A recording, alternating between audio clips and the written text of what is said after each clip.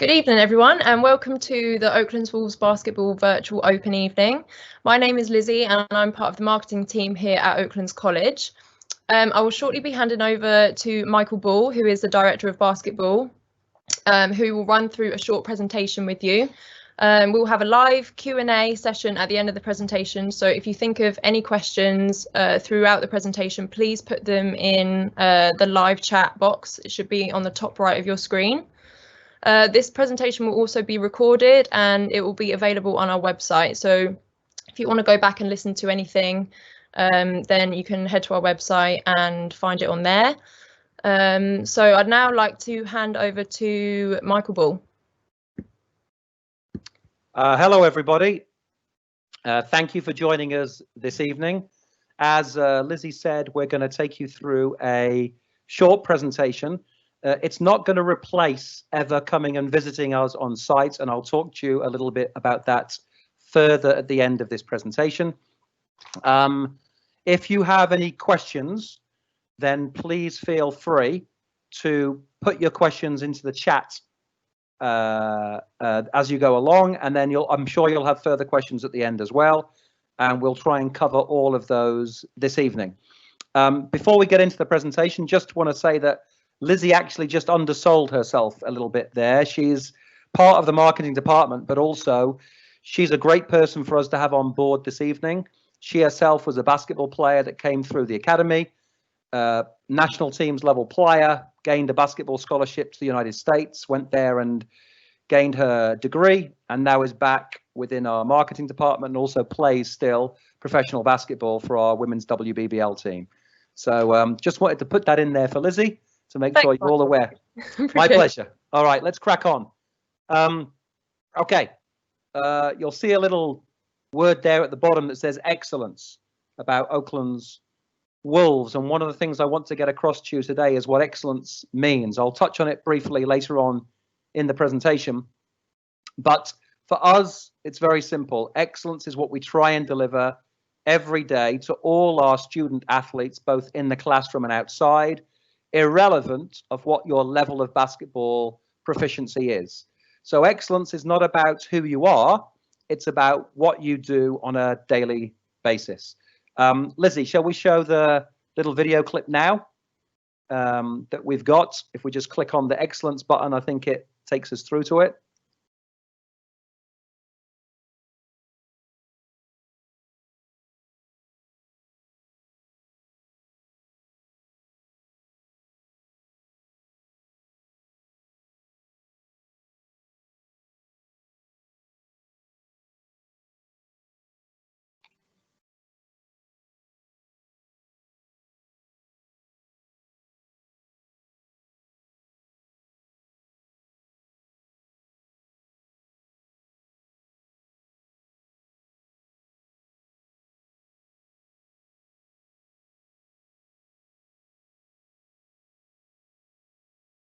Okay, let's crack on.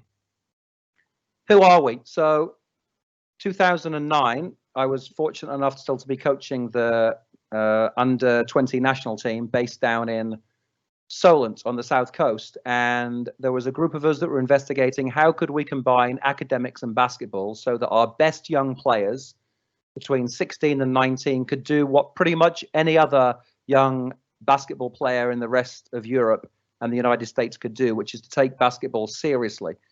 The problem we faced is that most young people join basketball clubs in the UK and they do well to train even twice a week or even more. And if they do train, they have to train in the evening, often after five-a-side football and casual badminton takes place. So a group of us got together, wrote initially a program that was approved by the Department for Education and then was taken on board by Basketball England. Initially, this was an apprenticeship in sporting excellence called ACE. And then I was fortunate enough, as you can probably see from that video clip, to be invited to head up the basketball academy at Oaklands in 2009. There were 10 of us then that were designated by Basketball England as high performance centers. Since then, that number has spread to 14. There are, I think, 3 of us left from that original 10 that delivered. And then since then, those ACE delivery centers are now DICE, Diploma in Sporting Excellence Centres, and we're collectively called England Basketball Development Programmes.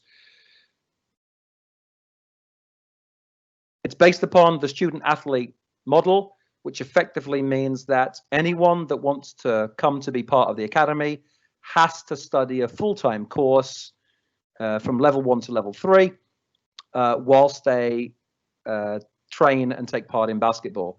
There's a range of courses that we offer, traditional academic courses like A-levels, which are based now entirely on your final exam, ongoing assessment through BTECs, and also a range of vocational courses. Again, we'll talk about some of those options later on in the presentation.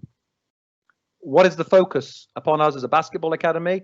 Yes, of course, we have multiple teams. We have 4 boys teams and 1 girls team that play on the Wednesday, and then weekend teams that play in the National League. But the primary reason why Basketball England has approved us to be a performance centre is to help develop every single individual, both on and off the court, to try and maximize their ability and to hopefully develop some skills that will help them progress on in life, not just in terms of improving their basketball skills. As I said, we have 4 boys teams and 1 girls team. Why do we offer so many playing opportunities? One is because we can do it. We simply have the facilities to make that happen. And also because I believe in competition. I believe in trying to stretch young people sometimes to the edge of their comfort zones. And by doing that, we can help maximize what's inside them. So we try and ensure that we can offer an opportunity to compete and play at whatever level you are at. As I said, we play on a Wednesday afternoon in a variety of leagues. And then our club teams also compete at the weekend in what many of you will know as the National League. Wednesdays, we compete in various competitions, the Elite Academy Basketball League and the Women's Elite Academy Basketball League. Only England development programs are allowed to compete at that level. The Association for Colleges, London League as well, and also now in the Hertfordshire Schools League. And then at the weekend, we have teams competing at various levels. Boys compete in our newly started Division 1 men's program, which we now wholly own, that used to be in partnership with Essex and Hearts Leopards, our under-18 men's Premiership team, our Division 2 NBL team, which we run in conjunction with University of Hertfordshire, and our women's professional basketball league team as well. Okay, what's our mission? What are we truly about?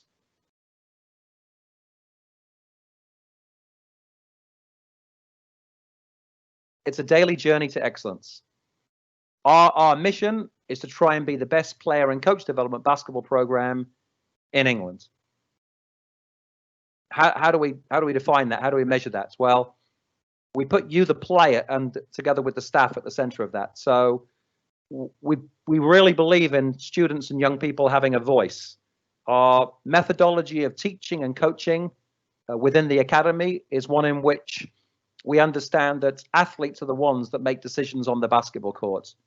You are not well-trained robots, and therefore, if we're going to try and make that come alive for you, we need to involve students at the beginning of every process and at the end of every process in terms of getting agreement. And then we, as staff, and you, as teammates, your job is then to hold each other accountable to those standards that we set every day and every moment that we're together on the basketball court or off it.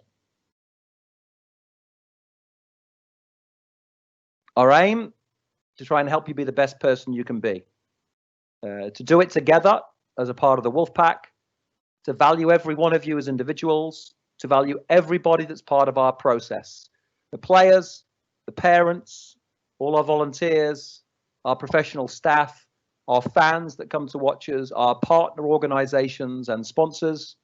It's in the individual that makes the difference. And I think if there's anything I've personally learned over the last 8 or 9 months of the pandemic, is that at the root of everything, it comes back to people. It comes back to people together at their local level, making a difference, working together to solve problems. The pack is your team. It's your academy. It's your club. It's your college. It's your community. So we live and stand by the behaviors and actions of our young men and women that represent us as an academy and as an academic institution.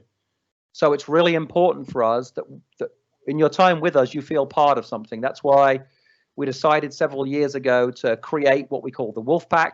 That's not just something that runs within the basketball academy. That's across all 7 of our high performance sports. And for those that may not know it, we're also lucky enough to host rugby in conjunction with Saracens, elite football for boys and girls in conjunction with St Albans City Football Club and with Arsenal Ladies.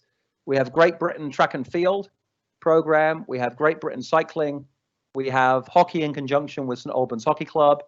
And we have netball high performance program as well. And across all of those sports, we have between 400 and 500 student athletes who are training and studying on a daily basis. So it truly is a Wolfpack community. Finally, of course, we want you to enjoy it. We want you to be part of something, and we want you to leave us having felt that they were 2 or 3 of the best years that you've ever had in your life. And one of the best moments I ever have is during the summer, when we have ex-students come back to us on the court, training in the off season, and still enjoying hanging out with the members of staff. Okay, this may not mean much to you now, but if you come to us, hopefully these words will stand up for something. There's no point in putting down a culture or some aims if you don't try and make them real. So our pillars, what underlines that, our core values. We'd like you to be and help you to become purposeful believers. We want you to be ambitious. We want you to be driven. We want you to set goals and then hold yourself accountable to them. We don't want you to play it safe and understand that if you're going to, when you leave us, that if you're going to try and achieve whatever it is you want to achieve inside of yourself, that needs to come from within you rather than it being driven by external people, whether that be parents advising you the best way to be, whether that be colleagues at work, your own mates, that ultimately, if it's to be, it's up to me. We want you to be honest in it, honest learners, tough, open, truthful, and vulnerable to change. If you're going to maximize yourself, then you'll quickly start to realize that trying to do something, making a mistake is fine. It's actually not just fine, it's vitally important if we're going to try and help improve you. So to do that, we have to develop some trust amongst all of us as staff and you as players. And through doing that, you feel comfortable being vulnerable and stretching yourself in training. And then we all pick you up and we give it a go again. The humble giver. You're going to be, if you come to Oakland, surrounded in a phenomenal environment. And it's easy then at times to think that we're more than we actually are. So it's really important at all times that we still keep our feet on the floor. The New Zealand Kiwis, the All Blacks rugby team, talk about this all the time in terms of their senior elite rugby players are the ones that at the end of training pick up and sweep the floor. They're the ones that pick up the cones and they lead by example. And that's something that we try and emphasize all the time. And then finally, all of that's great, but we've got to do. So in the moment, in practice, and particularly in the game, you feeling comfortable enough to make a decision, commit to it, and just do. In the end, we can train all that we want to, but in the moment, in competition, in the arena, you've got to feel comfortable in terms of doing and not worrying about consequences. Take that wide open 3 with 2 seconds to go when you're down by 2 points, and it doesn't matter if you make or miss. I'm just going to pull these things together because, again, some of these may or may not mean much to you at the moment. I've mentioned about excellence. Our definition of it is as follows: doing what you can with what you have in the moment. If you're doing that in practice, in the game, and in life, that's all we can ever ask of you as teachers, as mentors, and as your coaching staff. The values that I spoke about earlier on in this presentation, why are they so important? Because they underpin how we think. And if we get our values in the right place, then our thinking will be in the right place. And then our behaviors and actions and what we do, they will follow on naturally. Sometimes it might take time to learn new ways of thinking, but eventually our behaviors will follow on. In the basketball academy, we call these behaviors non-negotiables or controllables. It's down for us to set them as a group, for players to own them, and for players to be responsible for them at all times. When it comes to player ownership, we have some rules around accountability, about player first and player last. And we have something called the rule of three, which effectively means trying to solve things yourself first and foremost, being willing to interject if you see them to be able to solve them for your teammates. And if not, that's at the moment in which coaches and teachers intervene with the whistle. I think often at times we as coaches blow our whistle and like to listen to our own voice too much instead of allowing individuals to explore solutions for themselves. The game of basketball in particular often has new ideas, new ways of playing that actually don't come down from above or in a playbook, they come from the streets. But to allow those things to develop, you have to allow players to explore things and try and figure things out for themselves. Okay, a little bit more now about what that really means. The first two things, your student athletes, and I want to be really clear about that. That means the student bit comes first. It is a privilege, I think, to be able to go to a place like Oaklands College and to be able to combine your studies with something you love doing. But that means that you must be a first-rate student. You must attend classes. You must achieve academically. Now, that doesn't mean that we expect you to achieve something outside of what you can at the moment. Remember, excellence is doing what you can with what you have.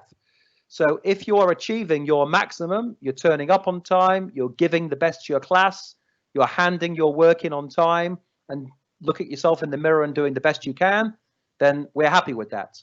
We have a color-coded program, traffic light system, green, amber, red, that we use every week. This might be something in particular of interest to the parents. Every Friday, every academy ahead receives a report about every single student that's within our academies. And it gives us a flavor from the academic staff of where they are in terms of are they turning up to classes? Are they behaving appropriately in classes? And are they on track with their academic outputs, whether that be handing in a piece of work or leading up to an exam? If somebody's on track 100%, that's green, that's fine. They can attend all training and games the following week. If somebody is amber, the first thing I do is find out what the problem is from the student athlete and obviously try and support them. But whilst they try and climb back to being green, we take away the opportunity to play a game that week. If it falls further and they get to a red situation, then effectively we take them out of the academy for a while. They don't train and they don't play games until they get back on track. Again, we're there to support them if they have needs, of course, and that's taken into account always by the tutors and academic staff. But if any of you have seen the movie Coach Carter, you'll probably have an idea of what I'm talking about. We don't go as far as shutting the entire basketball training program and putting a note on the door, although I did that one year, several years ago. But I think it's really important for you to understand I can't promise that you're going to leave us and play pro basketball in a few years' time, but you are going to leave us with a qualification and hopefully having stepped forward and learned something from basketball that you can take into life. Everyone plays. We can talk about how we train. We can talk about committing to learning. We can talk about all of this, but you need to get on the court. You need to have an opportunity to play in games, to express what you've learned and to help with your motivation for when you're running some killer defensive drills or doing preseason fitness or whatever it might be. So that's why one of the reasons why we run so many teams and play in different leagues, because we want you all to get a chance to play. Then how much playing time you get within a game depends upon you being excellent. Again, I'll remind you, excellence is not about how good you are. It's doing what you can with what you've got all the time. For the players there, just a little bit. I'm not going to go too much into this about how we play. Offense, we believe in pushing the ball down the floor. Fast, faster, fastest. That requires us to be conditioned, of course, but teams that play in transition get easier shots, and the modern game is played that way. In terms of a little bit of our philosophy, we want you to play with vision. If you play with great vision, you can then make great decisions. Once you've made a great decision, we want you to commit to that decision 100%. And then finally, we'll look at the execution, the quality of what you then do. The last thing, of course, that we don't mention there is the output. Do you come up with a stop? Do you score the ball? Do you win the game? Those things will automatically happen if we get the other stuff and we build the base in the right way. Defensively, we want you to be relentless. We want you to be active, to defend the ball. We want you to understand that you're connected to your teammates and that everybody must play D. One of the biggest differences between when I played the game and today is that everybody must now score.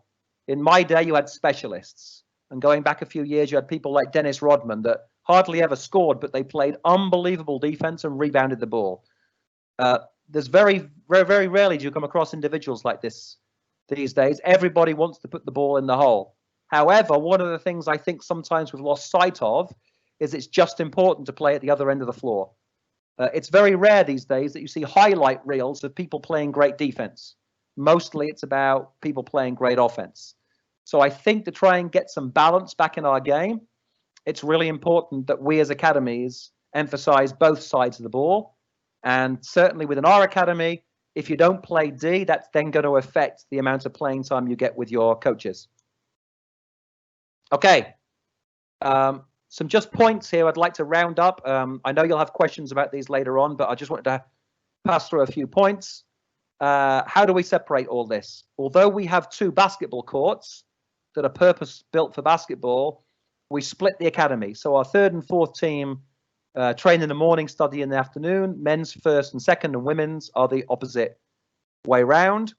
We train on Monday, Tuesdays, Thursdays and Fridays, and we play games on Wednesday afternoons, occasionally a Thursday afternoon if another college or school can't play us on a Wednesday. We also have individual shooting sessions for those that can make it in the morning from 7:30 to 8:30 before class starts. Somebody asked me once, why don't you go through to 9 o'clock with that? Well, we want to give you a chance to then go and grab some breakfast before you get into your classroom. We have to ensure, because we're an England development program, that every one of our members of staff and our support team meets the standards of Basketball England. That's one of the reasons why I would always advise anybody, if they can, to try and attend a Basketball England approved centre. So all of our staff have to not just meet the standards of Oaklands College, but they have to be approved as well through Basketball England. When you arrive with us, effectively the first 3 weeks is a further opportunity for you to try and show us what you can do. And we also get further opportunities in the season to do that after each term. We will initially have to place you within a squad, of course. But I want you to understand this. Probably you'll be doing more basketball with us than you've ever done in your life up to now. So obviously that's a huge opportunity for people to progress or not. So we always start partly with a blank piece of paper and give you a chance to show us what you can do. I'm going to mention some names now, although again, when you come to visit us, hopefully, we will have some dates for you shortly. We're just waiting on the final bit of advice from Basketball England about when we can do trials. I just wanted to indicate to you that there's a number of coaches that would work with you. Lee Ryan's the former national team's head coach and heads up our performance program. Albert Ziwa was a player in his own time playing in London National League level and is now part of our program as well on the men's side. Ibrahim Gariba, former player in the BBL, originally from Ghana, and is also within our coaching in our development academy. Lauren Milligan still is actually a player with Lizzie in our WBBL, program, and she also was a player that got a scholarship to America. She's now coaching on the girls program, and now we've also invited and got back in Thomas Baker, who's coaching our Division 1 men's team. All of those staff are either former national teams or Aspire coaches within the East Region Aspire program that has had a tremendous output over the last few years. And any of you that have played for your region will know that the East Region is regularly at the top of the programs when they go to those interregional tournaments. I'm blessed to have such a great team. And then finally, heading up our strength and conditioning is Joe Ellis. He's originally a strength and conditioning coach from rugby, from Saracens, and is an expert at trying to build bodies and making sure they are competent to be able to handle the training load and functional. And lastly, our head of physio and medical now, starting this year, is Leda Cox. She's from individual sports. She's from cycling. Originally was actually a top-class cyclist herself. And again, we're fortunate to have her as our lead physio. Okay, in terms of the nitty-gritty of what you can study, I can't give you the full information at this stage, but after Christmas, I'll be able to tell you completely. Any of our BTECs on the business and sports side fully fit in. A-levels, all the A-levels are on offer. It depends on the combination. So I will know later in the year as to which A-levels are going to be in which blocks. So, for example, there are occasions when you can't combine a certain two A-levels because they're in the same block. Normally, most A-levels are in more than one block. So my advice always is if you want to go down the academic route, put your application in, and then we'll see where we are at come the new year. You can now also combine BTECs and A-level. So that gives a little mix so that you've got some exams at the end of the second year, but you also can be assured of doing some coursework as you go along so that you don't have all of the pressure on a few days in June. And now we have also the ability to mix it with our trades. So we have actually more than just trades. We have a huge number of vocational courses that we now work in conjunction with. And whether you want to be a chef or a plumber or an electrician or a hairdresser, we can pretty much now work with all of those to give you an opportunity.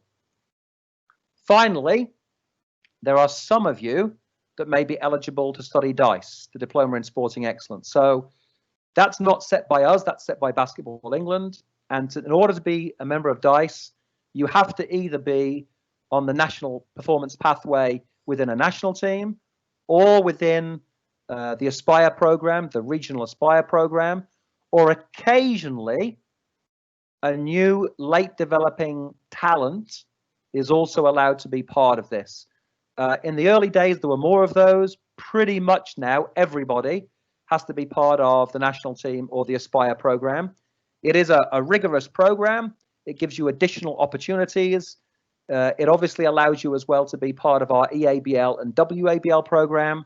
And on top of that now, it's now worth 64 UCAS points, which is huge these days in terms of potentially being the difference between you continuing on and getting into university or getting into university at the university, of course, that you really have set your mind to. So if you can get onto DICE, it's a really useful thing to have. Money, always important. All the coaching is free. There's no charge for that. So if you're coming from a club environment, we're very fortunate in the support that we have from the college and also from Basketball England. All the games are free. Home games played on our show court at the basketball facility, and also away games. The college provide minibus to get you to all of the games and back. In addition, if any of you make our National League teams that play at the weekend, that also is completely free to be part of. Sports science support, that support that I told you about in terms of strength and conditioning and physiotherapy, that's also provided for free. And again, I can go into a little bit more detail if you want to know specifically about how we provide that some other time. Playing kits. We provide the playing kits, wash them and make sure they're ready for you from week to week. Now, the bits that you do have to pay for is your individual training kit. Currently, that's provided by Kappa. That might change next year. We may have one kit supplier for all of our 7 academies. That's still being debated at the moment. The minimum amount you would have to pay for is £90. We try and keep it to as cheap as possible. That can go higher depending upon how much you want to buy. Finally, for those of you that need to live residentially, whether that be on site, if you are under 18 on September the 3rd, or off site, if you're over 18 and classified as an adult. If you live on site, it's £6,250 per year spread over 10 months. There are bursaries available, which are based upon your family income. And there are some scholarships available, which are based upon your basketball level. Again, at the end of this presentation and Q&A, for any of you that might have some further questions specifically about accommodation or dice, I can answer those at the end. My advice to you with regard to accommodation is to make your application early. We're always oversubscribed, and particularly I think now it's going to be even further oversubscribed with our brand new purpose-built residential block, the Homestead, having opened this September. And there's a few pictures of it. So it's well, it's better than my house, to be honest. It's beautiful. Every room has its own ensuite shower, underfloor heating, breakout spaces. There's even, I don't think there's a picture of it. Oh yeah, you can just see the basketball ring as well on the right-hand side, outside the front. So not that you need any more basketball time, but if you did have spare time and you had finished all of your studies, then you would be allowed to go and shoot outside as well. There's a full residential team that look after you whilst you're living on site within the homestead. And of course, there are some regulations that you must follow. Again, if you apply for residential, the residential team will send them out to you. Okay, to finish the presentation, before we get into some questions. Following this is my advice to you all. The first thing you need to do is make an academic application to Oaklands College. Automatically, as part of the application process, it will ask you if you want to be part of the academy, which obviously you answer yes, and you fill in a few questions. And also it asks you if you have an interest in residential. And again, if you want to answer yes to that. Just by doing that, that immediately then triggers your academic application, your basketball application, and your residential application. They're 3 separate processes. If you're sitting there thinking, well, actually, we haven't had a chance to really come and visit yet, we're not sure, we've got some other options, we'd like to explore them, of course you should do that.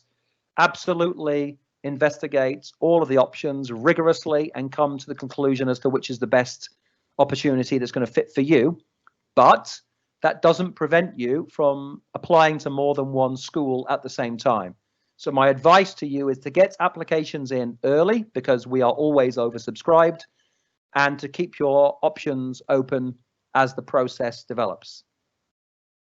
Once you've done that, send in any information if you are applying for accommodation. They'll ask you some information from your current school. They'll ask you for some information from your doctor and some other information if you want to apply for a bursary for funding. Now, the bit that you all want to know about that I can't give you a date for yet. You will then be invited to an assessment or trial day. We've had a few applicants already that have sent me some video and game footage. Please feel free to do that. That always helps us get a feel for where you are with your game at the moment. However, obviously we've been through lockdown and some of you may not have even played many games this season yet. So I understand that's difficult. We will be having trials, and I'm hopeful that after we receive this last full amount of advice from Basketball England, they will be going out shortly to you all. And that will give you a chance to both for us to look at you, but also for you to come and visit the site. We'll probably be doing a mixture of trial dates. Some of those for people who live more locally may well be on an evening or an afternoon on a Wednesday. Some of them might be at the weekend, although sometimes that can clash with National League basketball, and some will probably be within February half term. So hopefully amongst that mixture of dates, you'll be able to find one that you can come and try out. Immediately after that, and definitely by the middle of March at the latest, I will guarantee you that you will receive an offer letter from us in the Basketball Academy. And that will specifically say which team initially, if you're a boy, that we think you could be part of, or it will say, sorry, you haven't been able to be part of our offer for this year. We always have more applicants than we have spaces, even with 4 boys teams and 1 girls.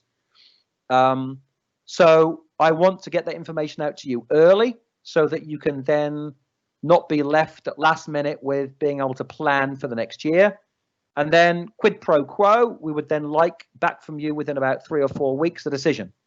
And again, whether that be to accept or decline, or even if you tell me that you're trying to hold on for somewhere else, please be open and honest with me, like I will be with you. And that will give us a feeling as well about where you're going. Again, we always have a couple of people that don't get back to me. And then around June, July time, they come back and say, oh, sorry, I didn't communicate, Michael. I know sometimes they've been trying to keep options open. I appreciate that. And they then decide they want to come to Oaklands, and unfortunately it's too late, particularly for those that want residential.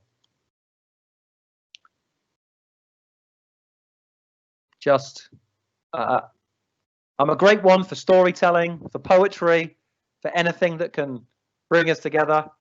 For some of you folks might know this little poem about being a member of the Wolfpack, particularly the last 2 lines. For the strength of the pack is the wolf, and the strength of the wolf is the pack.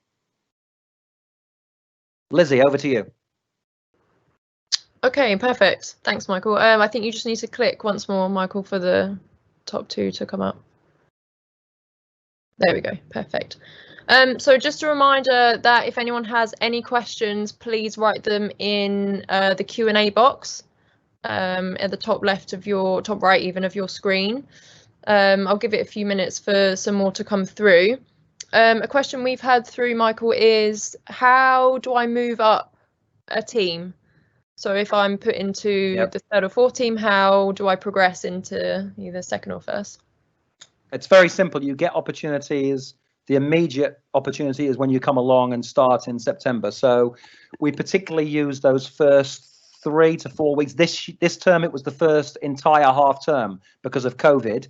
And we recognized that players were starting from different points in particular, and we had to ensure that everybody was safe and their conditioning levels were up to speed. But normally it's the first 3 weeks or so that we see you on the basketball court. You get opportunities both to train within your training group, and if you are proving within training that you need to be adjusted, we'll do that. But also on Wednesdays, we don't normally start playing games till about the 4th or 5th week in October.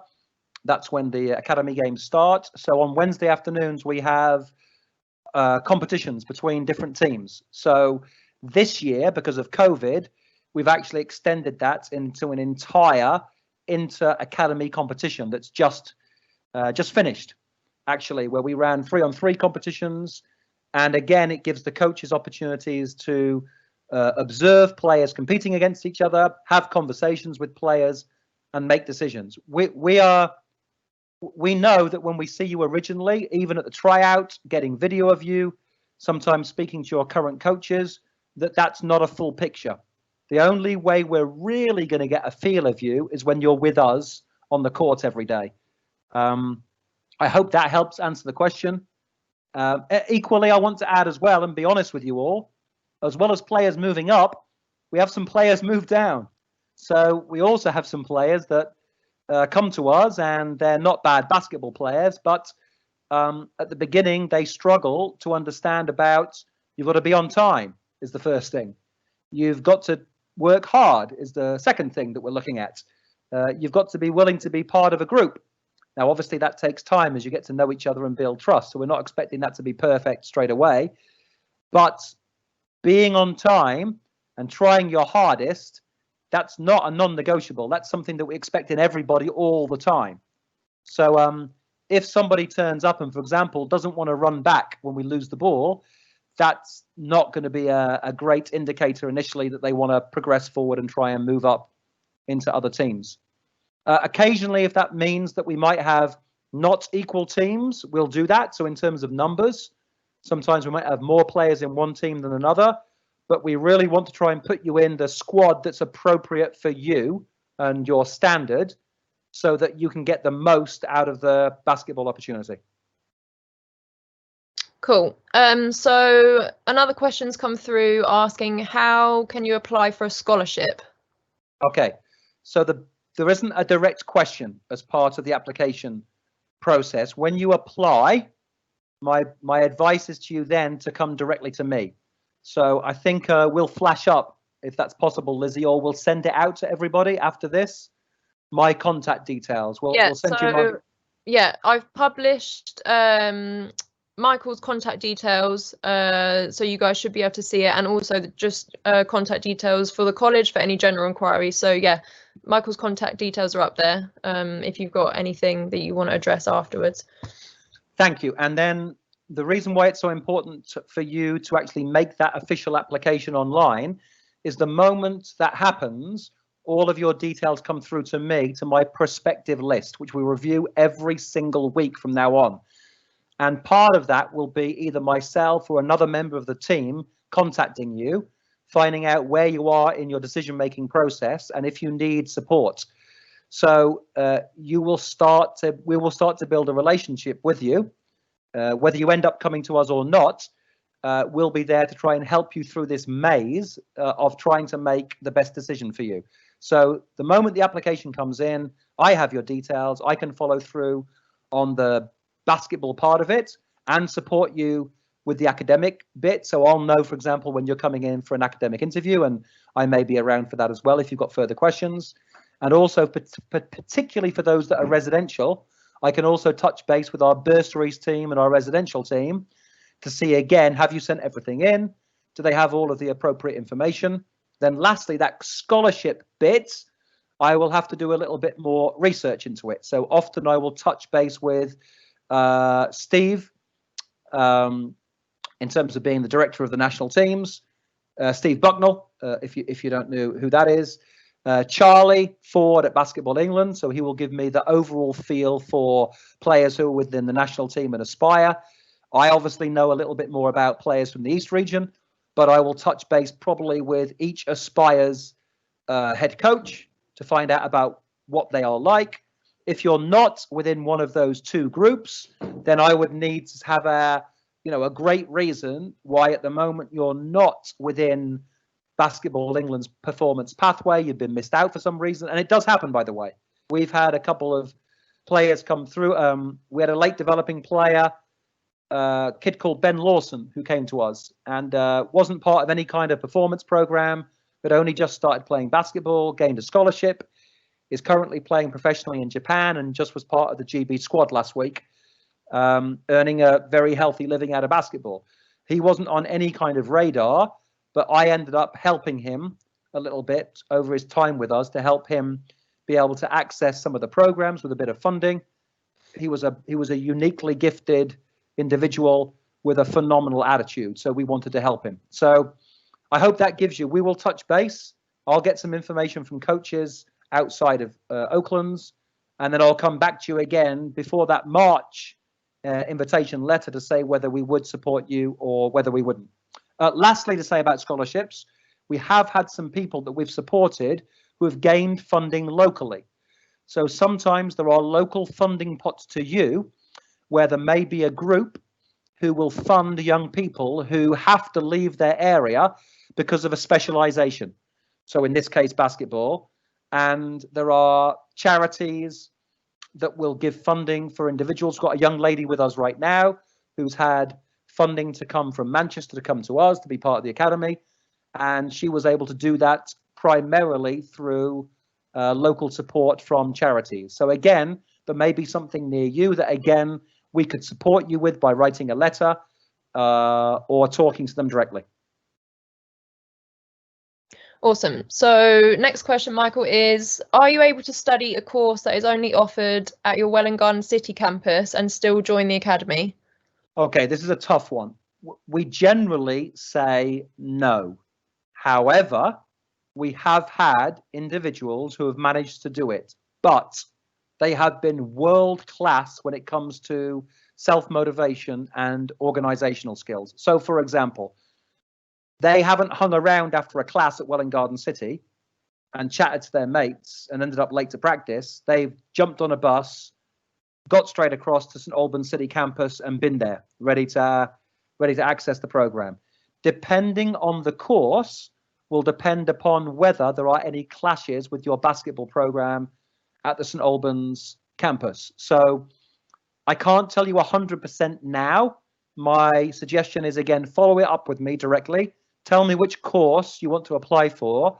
I will then communicate with the head of that course over at Welwyn Garden City, try and find out what the timetable will be next year, and then come back to you with an informed decision about, if you chose this course, this is the amount of basketball you could reasonably access, so that you don't come to us and then find out that your expectations don't reach the reality.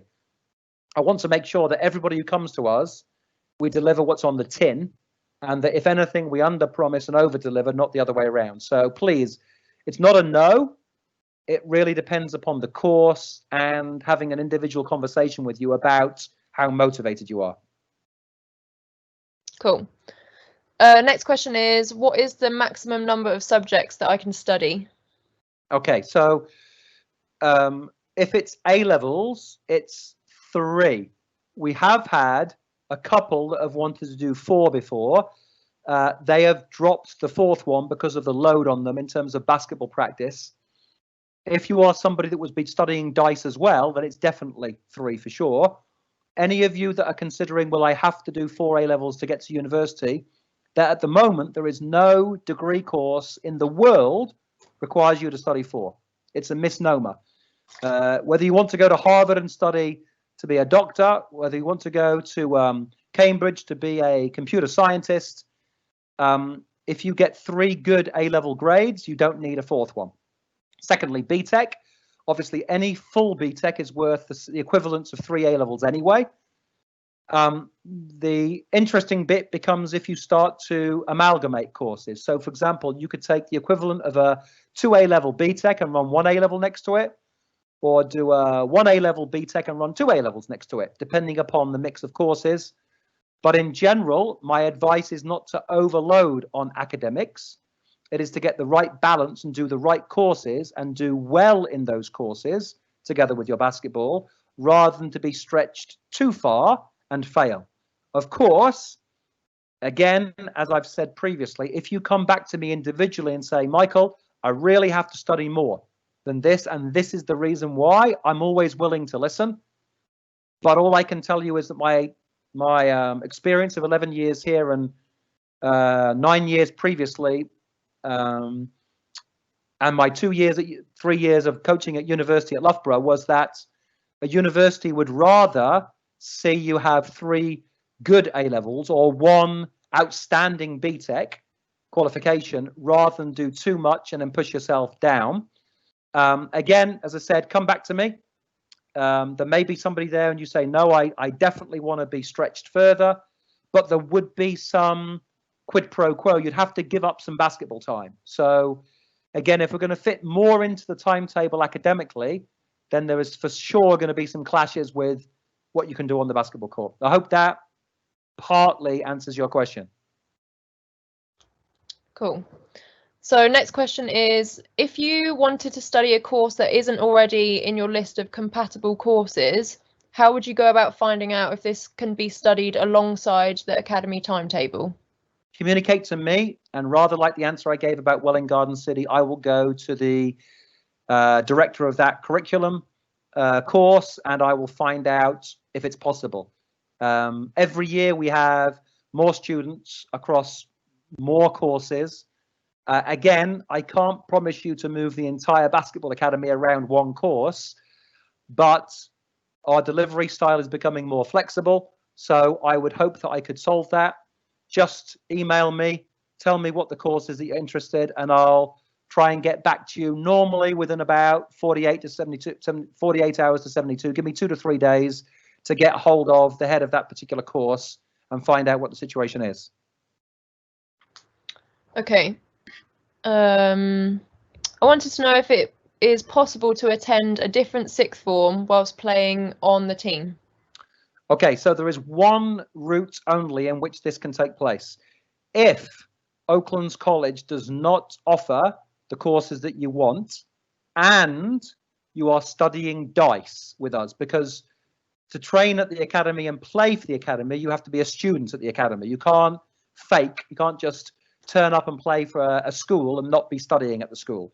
So you must meet those criteria. We don't deliver it, and you're a DICE level student.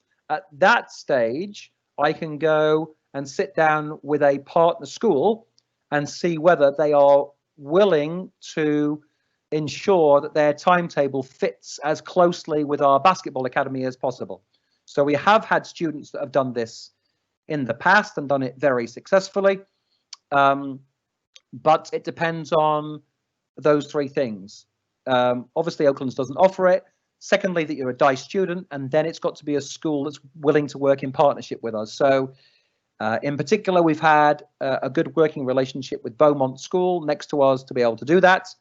They're almost next door, and therefore it makes it very simple in terms of being able to amalgamate academics along with basketball. We have had a couple of other schools as well in our time of doing that. But the honest answer to you as well is that the best way to combine the academics and basketball is to be within Oaklands 100%, because then we don't have to compromise anything. However, I do understand that sometimes there may be something that is more appropriate or that you can't study with us. So in that situation, again, come to me with your academic choices. Tell me the school that you want to study at. I will see whether you're likely to achieve DICE with Basketball England. I will then go to my director of sports at the college, and then I'll progress it from there. Okay, next question is about trials. So for people that aren't local, when could they maybe expect that trials may take place, whether it's one-to-one or group trials? Okay, so we do both. Again, I'd hope to have the dates today, but unfortunately it's not been possible until we know 100% about the trial situation for academies from Basketball England. I hope to get that answer tomorrow, and then we'll be able to publish the trial dates. Trial dates are for more than one person to turn up, where we try and assess a group of you in some individual training sessions, some team training, and then playing.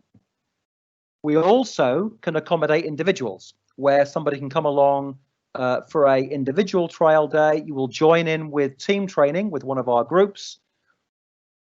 And then again, we have the opportunity to see you on the floor. We also have situations where players come to more than one trial. So they may turn up to one, feel like it didn't go very well for them, and then they can attend a second trial. So we're reasonably flexible. We want to give you the best opportunity possible to show what you can do. And if you feel that you turned up to a group trial and it didn't work out for you, then again, we could organize for you to come along individually.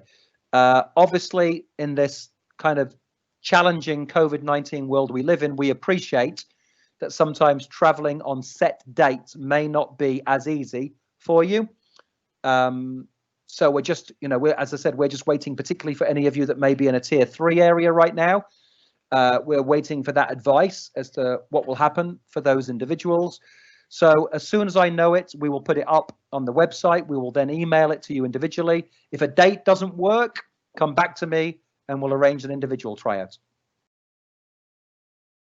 Okay. Next one is, can you only do sport or business BTEC, or can you do both?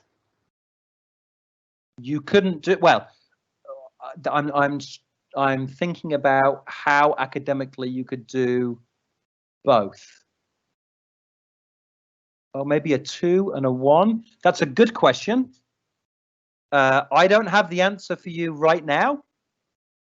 So I will go and find that out and come back to you. So having thought about it now that we're combining BTECs with A-levels, maybe that's a possibility as well. Can I ask that we find out who that is, Lizzie, who's asked the question? Yeah, whoever's asked that question, if you could write your details into the chat, and then we can talk about that after tonight's presentation.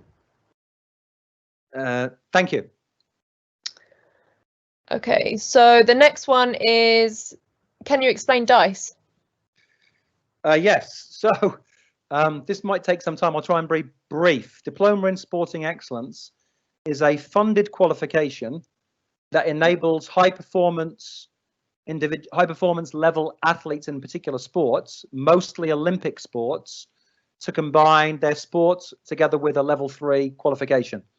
It was basically started by the government to recognize the fact that sometimes students are giving so much time to their passionate sport at a high level, particularly if you're in national teams. You can be away sometimes, for example, if you're doing an individual sport and you're on tour as an athlete or a tennis player, whatever, and that can take up considerable time. So they wanted to recognize that that has specific skills.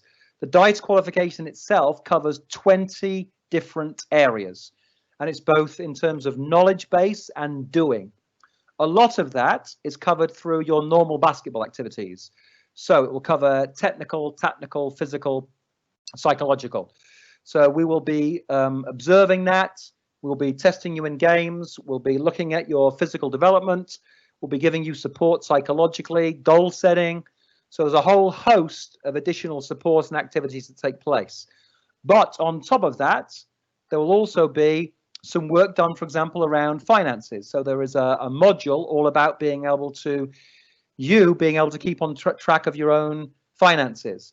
What if in the future you need to have a balanced budget? Do you understand about agents? All this kind of stuff. There is a lot of stuff about lifestyle management.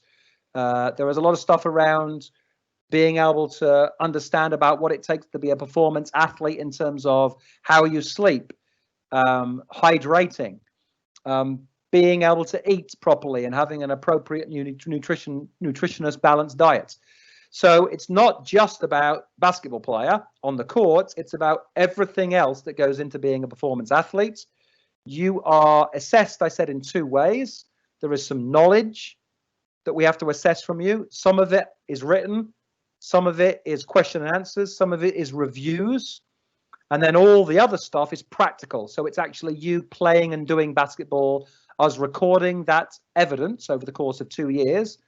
And then as you do it step by step with us, because we want to get ahead of the game, almost all of the course is finished by Easter in year 2. So that if you are taking A-levels, we know now, because A-levels have gone back to when I was at school and everything again is on the final exam, rather than being coursework based, we want to ensure that that period from Easter onwards is free of any DICE associated assessments. We have a separate teacher, separate to all of us as coaches, who leads on the course. Some of the once a week they get together as a class to sort of make sure they're on track, and then also there's a lot of virtual delivery as well. So the majority of it, you don't have to do extra work. It's part of the way in which we deliver the basketball program. We just have to evidence it to show that you've met standards. But it is a level 3 qualification.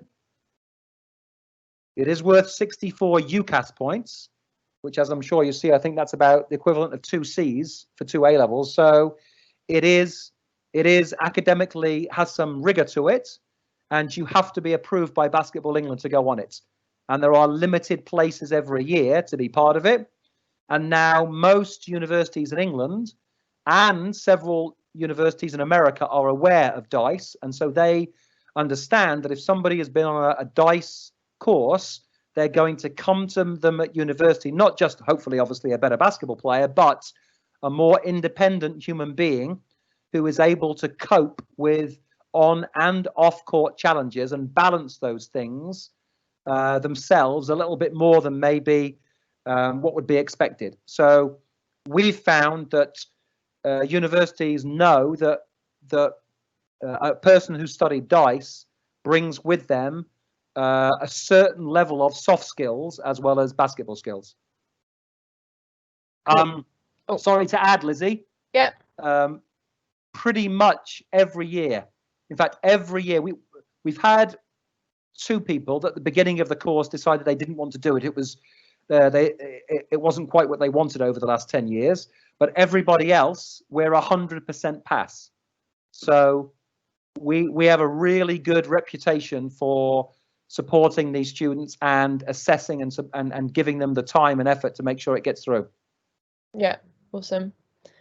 So the next question is, are there minimum GCSE requirements to get a place?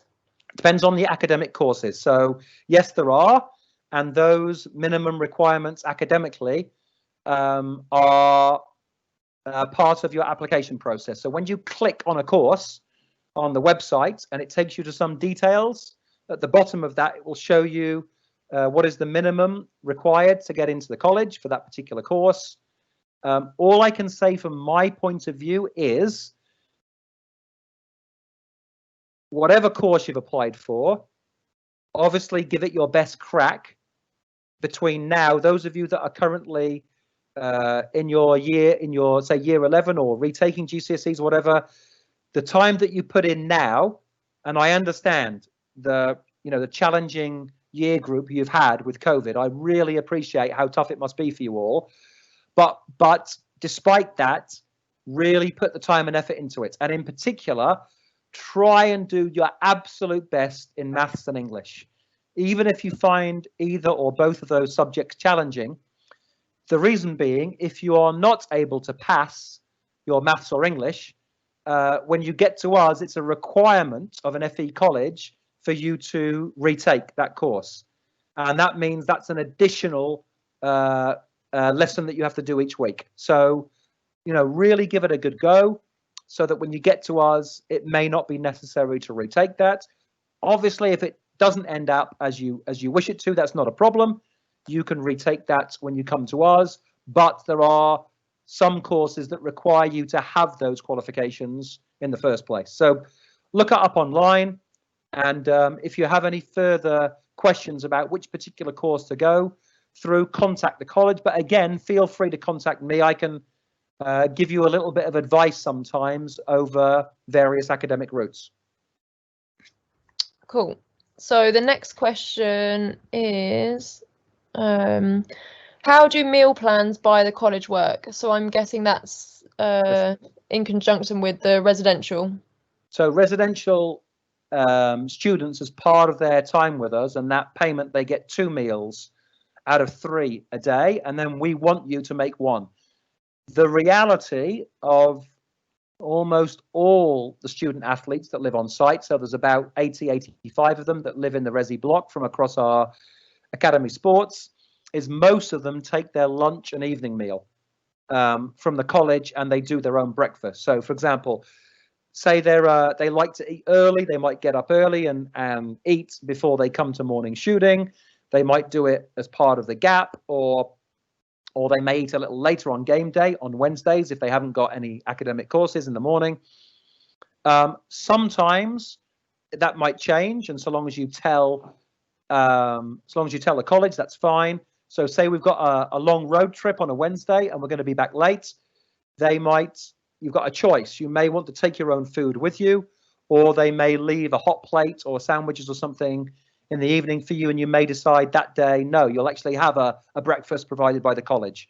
So it's reasonably flexible. They have a card system. You go in there and eat what you want. They're pretty good.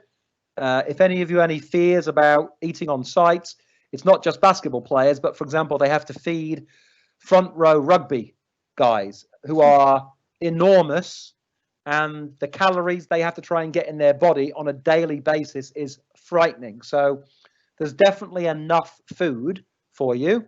And they have, to be fair to them, considerably improved the food available since developing academies over the last sort of 15 years, because they understand that might be slightly different in terms of the general FE population. Awesome.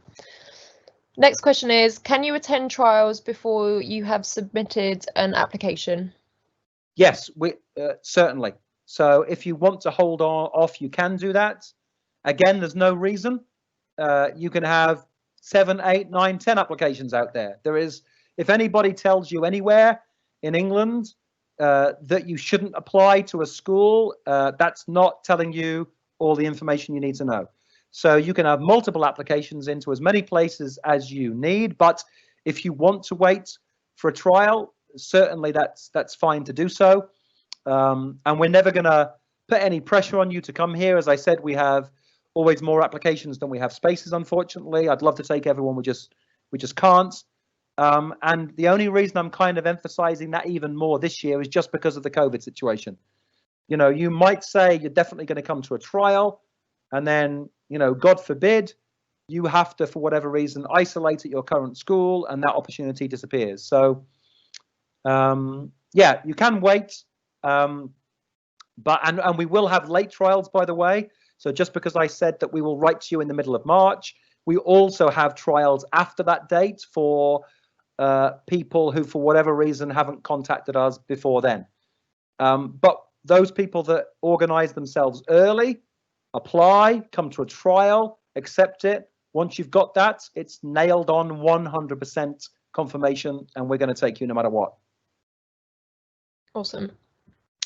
Next question is, where will the trial dates be published? On the main website.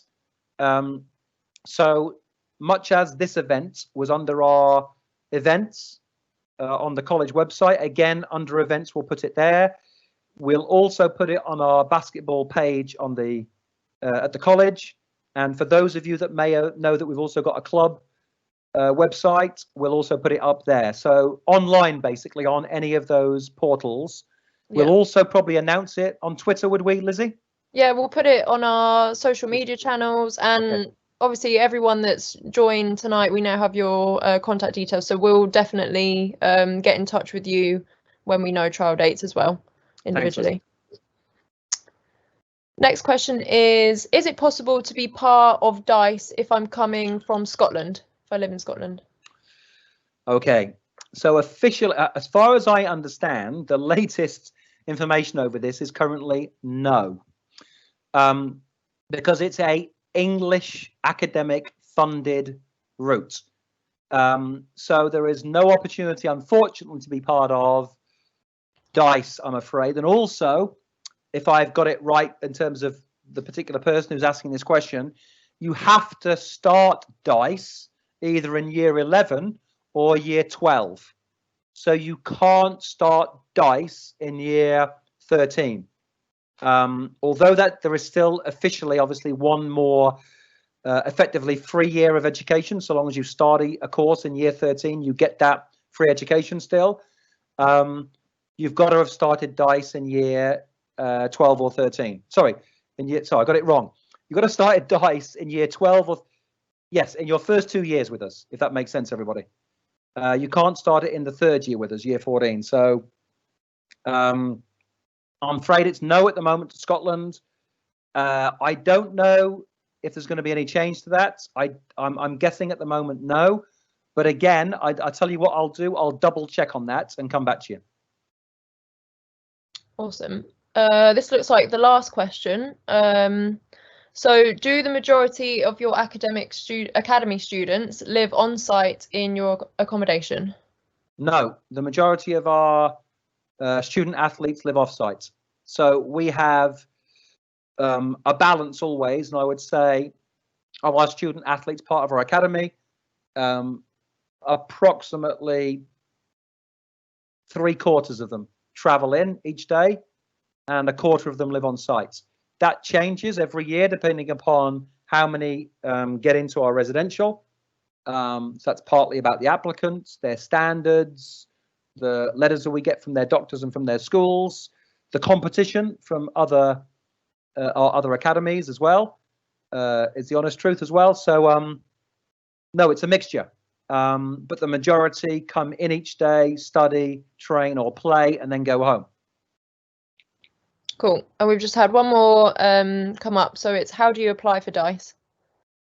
Okay, you can't apply for DICE. That's why it's important that when you apply online, there will be a question there. So one of the questions is, what is your current basketball level? And it asks you about, are you playing for your school? Are you in a club, National League? Are you regional, Aspire, or are you national teams?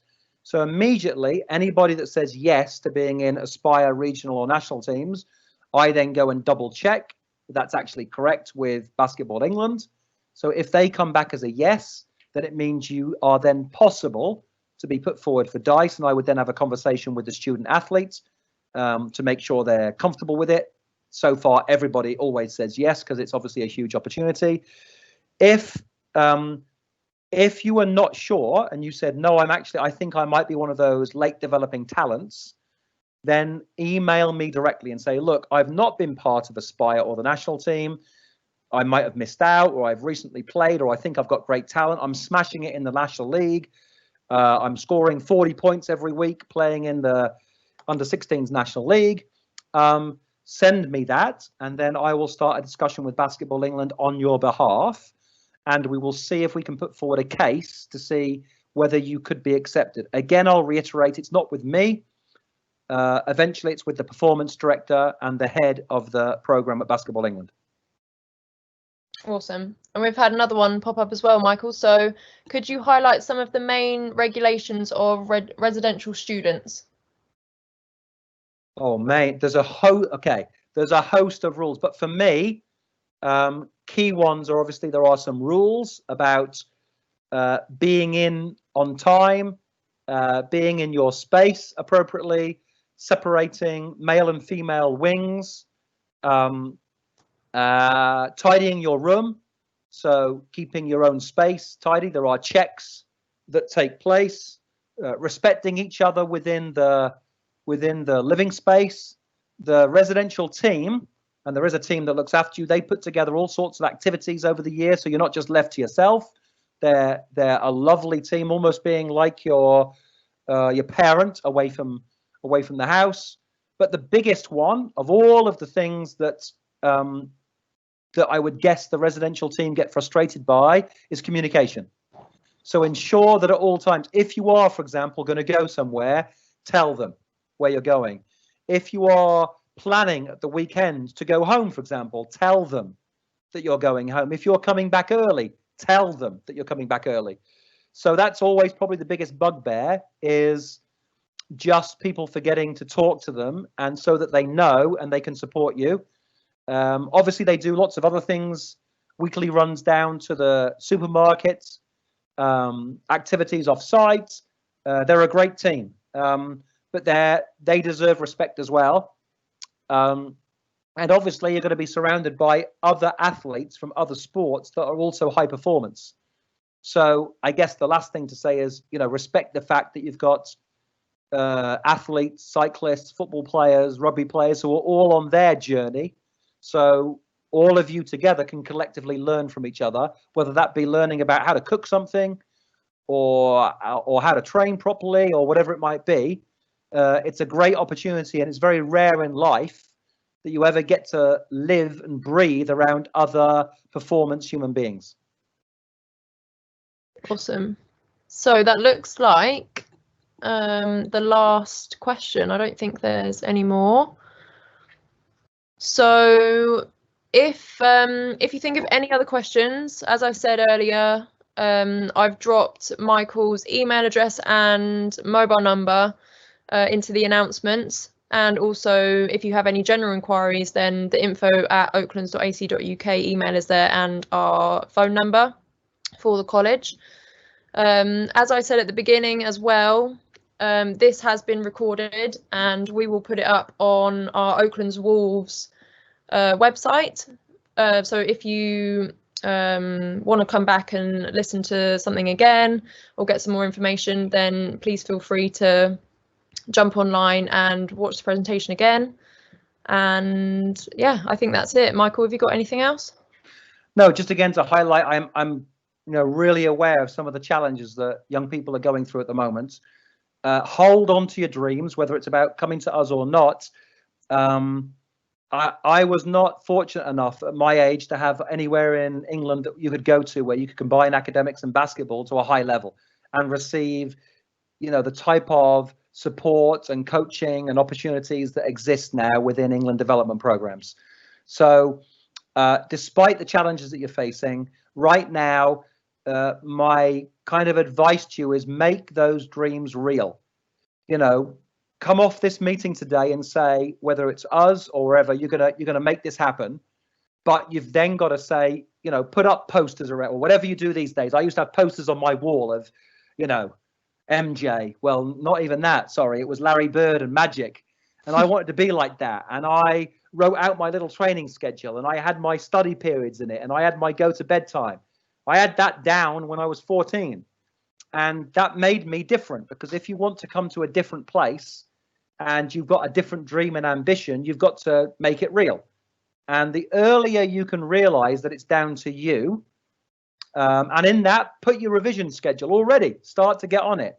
But by doing more now and making it real for yourself, you give yourself more of an opportunity of turning a dream into a reality. And lastly, I'll just tell you this, the thing I get frustrated about the most in life is when I see people with unbelievable potential and it's just been wasted. And unfortunately, many times I come across so many people that have, you know, tell me, oh, I could have, should have done this, but I decided, at the time, it was too much effort. But now looking back in life, I realize, I wish I'd known what I know now. And so I guess my words to you are, you've done a phenomenal job by already just tuning in tonight and showing that you care about your future. Well, now follow it up with actions. Get online, make an application, find a way of training right now, even if your club isn't training as much. Get out there, work on your skills, get on top of your academics, be the best you can be, so that you are in a situation come January, February, March, April, May, where you're able to make choices that give you the best opportunities for the next phase of your academic and career. Okay. Cool.